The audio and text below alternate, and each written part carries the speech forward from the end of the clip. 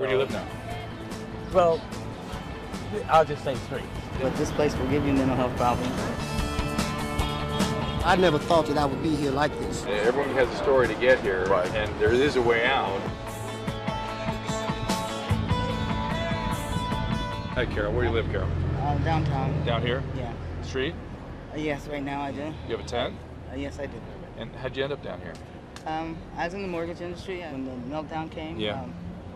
That's all I knew was the mortgage industry. Yeah. And so I tried to go back to school. I was doing night classes. And it all fell apart. It all fell apart, and I lost my home. I had to do bankruptcy and foreclosure. Had you ever been homeless before? No, never. So how'd you end up down here? Because that's still a big I jump. dialed the 211 number, and when I dialed 211, DPSS gave me that for emergency assistance for food, shelter, clothing, stuff like that. Did drugs get involved with this? No.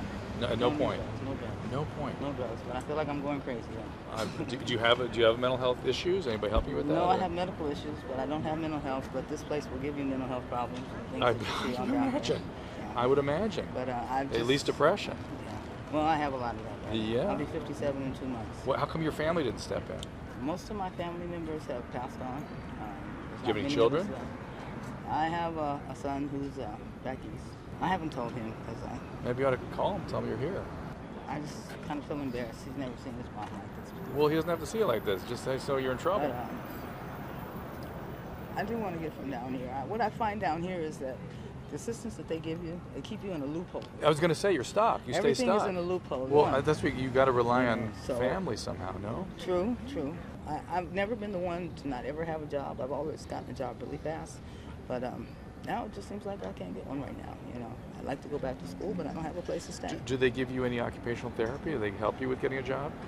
I go to the Downtown Women's Center. Yeah. They have job workshop resources.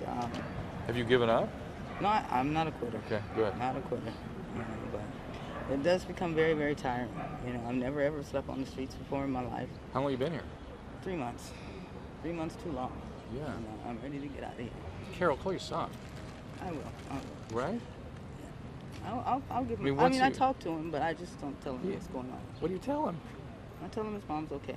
Emotionally, I'm not. Physically, I have a lot of pains, you know, issues. I have back problems. Well, you're lying on the street, for Christ's sake. But, right? yeah. And I'm about tired of that, too. So you're not quitting? No, I'm not quitting. No. You need to use what you got, which includes family. Yeah. Well, I'm getting to the point where I'm about ready to tell him, you know. I think it'll be good. Kind of didn't want to tell him. I think most sons would run out here, show up. What's he do for a living? He's going to school. He wants to be a doctor. Good. His education was very important to me. Of course. And for a minute, I didn't think my son was going to make it. He gave me a lot of hard times in his junior high years. And I was a single parent when he was incarcerated in youth authority for a minute. And I went to visit him, and now he's in college. You got it together. He got it together. Before he turned 18, he was making now it's straight time for A's in school. Now it's time for him to help got you. A scholarship It's time for him to give you a little. Well, he's not quite there yet, but he's doing it. Go give me a hug. Thank you. You gotta go. You gotta go. Yes, I will. I promise. Not more than 2 months, right? Max. I promise.